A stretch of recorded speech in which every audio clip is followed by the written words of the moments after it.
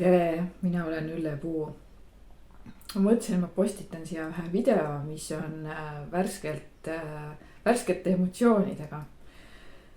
Et kuna ma olen Osho aktiivsete meditatsioonide juhendaja, siis ma mõtlesin, et ma teen alguses ma mõtlesin, mis ma petan, eks ole. Mõtlesin, et ma teen 7 päeva Osho aktiivset meditatsiooni. Et varasemalt ma olen teinud 3-4 päeva, mitte rohkem järjest. Ja teisi meditatsioone olen teinud ka 21 päeva, aga seda dünaamilist mitte. Ja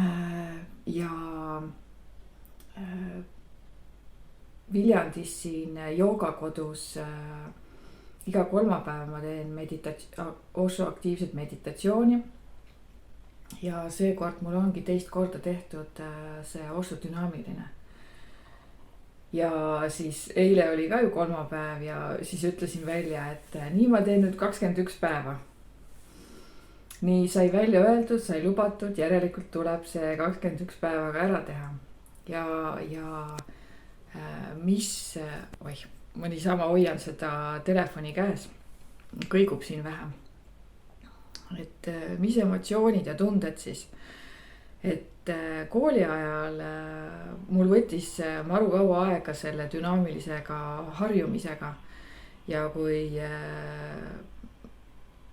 Seda siis ütles meile, et hüppake nagu pall on ja, siis ma ütlen, mida pekki pall on ja, et pigem ma olen õun, kes sellele Newtonile pähe kukub ja enam üles tagasi ma ei kerki. Aga praegust selle ma olen teinud tänaseks 7 päeva.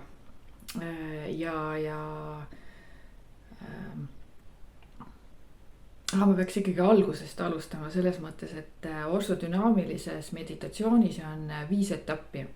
Ja esimene etapp on 10 minutit tugevat, kaootilist, rütmitut, kiiret hingamist.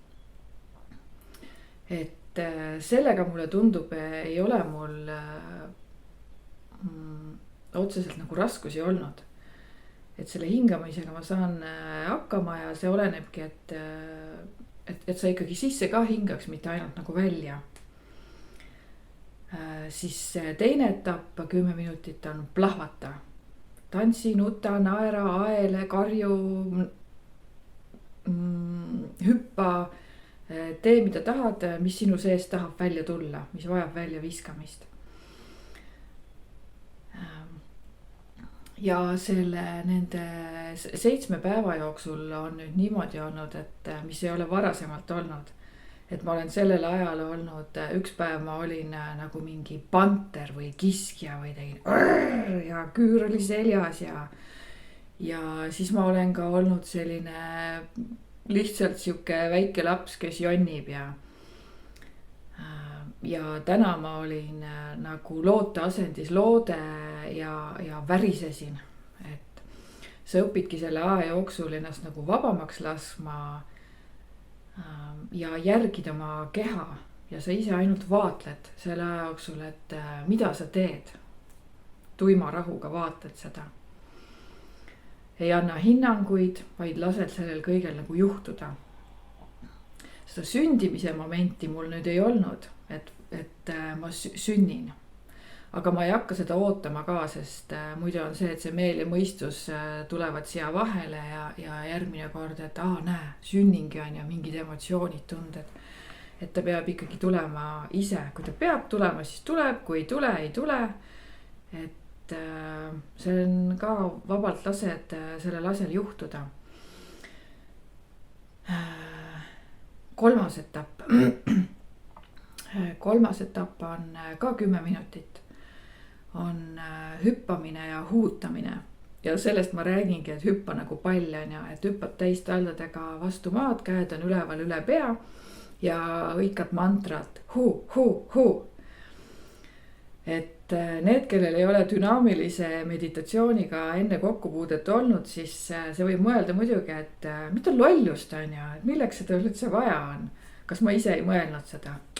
Mõtlesin muidugi, kui ma seda alguses tegin, et et sest see on nii, sa teed midagi totaalselt täiesti teistmoodi, sa ajad, noh, mina iseendast ütlen, et ma nagu ajasin iseenda aju ja meele ja ka keha täiesti nagu errorisse. ja ma arvasin kogu aeg, et ma olen füüsiliselt sitke, tugev, vastupidav. ja seda meditatsiooni tehes selgus, et tühjagi ma olen. Pole, vale jutt. ja ma olin iseendas kooli ajal veel, eriti kui ma seda õppisin meditatsiooni, ma olin endas nii pettunud, vihane, frustreeritud sellest, endast väljas täiesti, tegin iseendale etteheiteid. aga praeguseks ma olen ikkagi jõudnud sellisesse punkti, kus füüsilises mõttes üks päev jõuangi rohkem ja teine päev jõuangi vähem. ja ühel päeval, eriti 4. päev oli väga raske, et puhkasingi mitu korda seal vahepeal, 3 korda.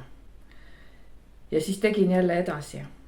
ja täna oli, kuna ma seda meditatsiooni ise ka viin läbi ja ma jälgin ju kella, kui see kell tiksub ja muusika läheb, et siis tegelikult et ma ise olen nagu vaadelnud, et mingi 3. minuti juurde siis see muusika ka muutub. et see on selline nagu murdepunkt, kus tahaks nagu alla anda ja kuidagi nagu hapnik jääb vahepeal kinni ja täna oli jälle sama teema, et nagu tahaks nagu alla anda või järgi jätta või puhata või käed alla lasta. ja sügavam nagu hingata on ju, et aga ma olen jõudnud selle, kui ma selle nagu ületan, siis ülejäänud lõpuni ma saan ikkagi ära huutada ja ära hüpata. et kui esimeses etapis energia kogunemine toimub selle hingamise ajal, teises etapis sa viskad kõik selle välja, saasta, mis tahab välja viskamist tänasel päeval, sellel hetkel, kui sa teed seda meditatsiooni. 3. etapis sa huutamise, sa äratad oma eluenergiat järjest ülespoole ja käed näitavad seda suunda, kuhu poole see energia siis liigub. kas õlad ei väsi ära? Muidugi väsivad. kas käed ei väsi ära? Muidugi väsivad. et kas jalad ei lähe krampi? Muidugi lähevad. Miks ei lähe? Pagan küll. et aga keha harjub kõigega ja see on nagu meele ületamine. et ma ei oota, et mingi plahvatuslik ärkamine või valgustumine selle ajal või peale 21 päeva jooksul juhtub või peale seda. Sest ootama ei pea. Kui asjad juhtuvad, siis nad juhtuvad ise ilma punnitamata ja minule meeldib ka kogu aeg öelda, et elu peab olema voolamises, on ju. Ja siis teen meditatsiooni ja ma olen ikka mõelnud sellel ajal ka, et mida ta siin voolab, tead. Põnsub nagu kivi, tead, ja üles enam ei tõuse. Keegi peab ta sealt üles tõstma. et ja mis edasi, eks ole, see huutamine on ära, siis on tardud. Jääd sinna paigale 15 minutit, käed üleval. No õlad on nii valusad, käed on nii rasked. Aga sellel ajal on mul tulnud selliseid huvitavaid ideid ja huvitavaid mõtteid, mida nagu teha. Kas oma tööga, äriga, oma meeltega, kas või näiteks rahulikumalt võtmine. Et ära rapsi rabele, et küll kõik laabub või laheneb, aga see ei ole see naiivne mõtlemine, vaid see on sisemine usk, mis nagu tekib. On tekkinud, mis ma siin 3. isikus räägin. Räägin ju ikkagi iseenda läbielamistest praeguse seisuga.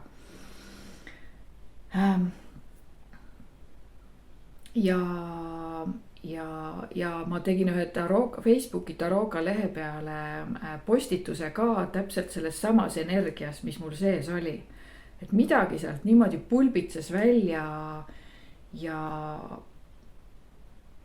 ma jäin mõtlema praegust, et mis päeval ma tegin, et kolmapäev, äkki teisipäeval, et 27. veebruar Taroka lehe peale postituse selles nagu jõulises energias.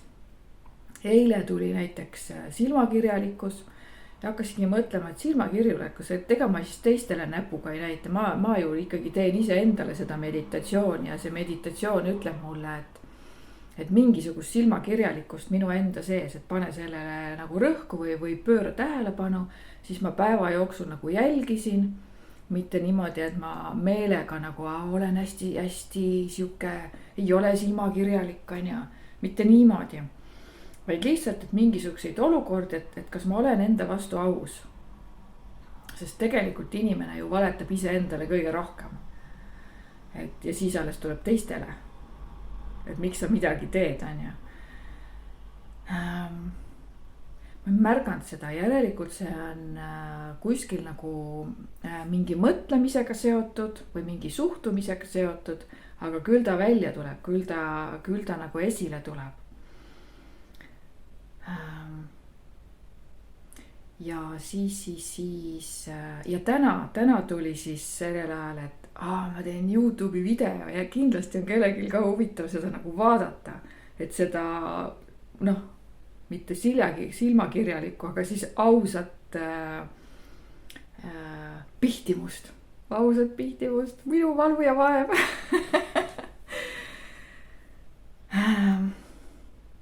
Ja viimane 5. etapp on tähistamine.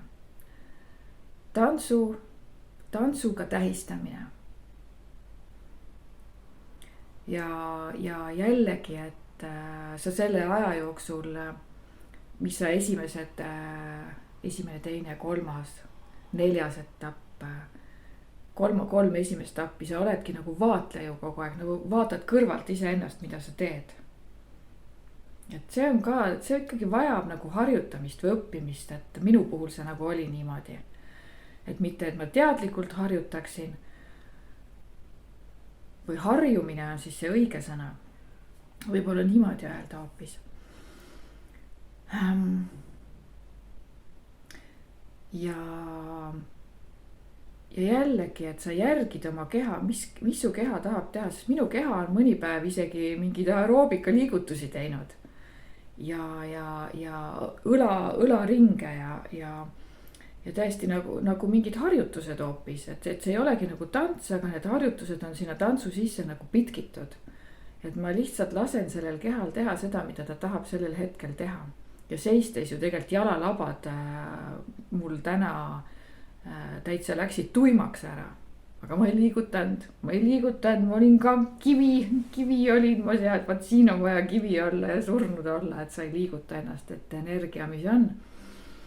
Et see on jõudnud, kõik see protsess selle meditatsiooni vältel on jõudnud siis nagu haripunkti. Selle seismise ajal.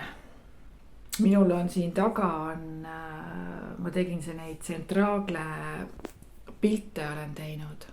Ostsin raamid neile, panin omale siia seina peale. Ma olen ise nendest nagu nii vaimustuses, nii meeldivad mulle. Vot, maali juttu ka siia orsodünaamilise vahele. Võib-olla ma teen järgmise postituse sellest orsodünaamilisest siis, kui mul on 14 päeva. Ja et ma ei peaks teile häbiga otsa vaatama, et ma jätsin pooleli on ja. Et praegust mul seda tunnet ei ole, et ma tahaks nagu pooleli jätta. Ja see orsodünaamiline ei ole kunagi olnud minu mingi lemmik. Et see lihtsalt tuli järsku ise, et vot ma teen. Ma olin selleks vaimselt valmis. Ja igal ühel on oma valmisolek, millal ta võtab seda kas orsodünaamilist meditatsiooni, ja üldse aktiivseid meditatsioone omaks, laseb ise enda meeldel ja oma kehal sellega juhtuda, sest mulle tundub, et kui ma analüüsida ei ole vaja, aga ikkagi ma analüüsin, et mulle tundub, et minu endaga ka juhtus see niimoodi. et see mingil hetkel täiesti iseenesest ilma igasuguse surveta, sest ma teen ju iganädalaselt 2 meditatsiooni regulaarselt. Neid aktiivseid meditatsioone, Osho aktiivsed meditatsioonid, neid teen 2 tükki nädalas. Ja ma lihtsalt kasvasin selleni, et olin valmis alustama seda Osho dünaamilise meditatsiooni maratoni. Ma teen seda üksinda, ma teen seda oma kodus, ma teen seda hommikul.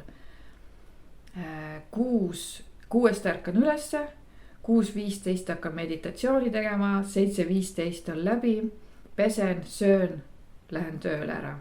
Vahest või püüan ka 2 korda nädalas minna, käia seal jõusaalis. Issand, kui raske praegust oli seda sõna välja öelda. Mingi asi jälle nii minu sees, aga me ei analüüsi. See tuleb võib-olla järgmises meditatsioonis. Aga jaa, ma lõpetan selle video, aitab küll. Ja lähen joon kohvi, duši all on käidud, juuksed on veel märjad. Ja kõike kaunist. Ja kasvage aktiivsete meditatsioonidele, julgege iseendaga seda juhtuda.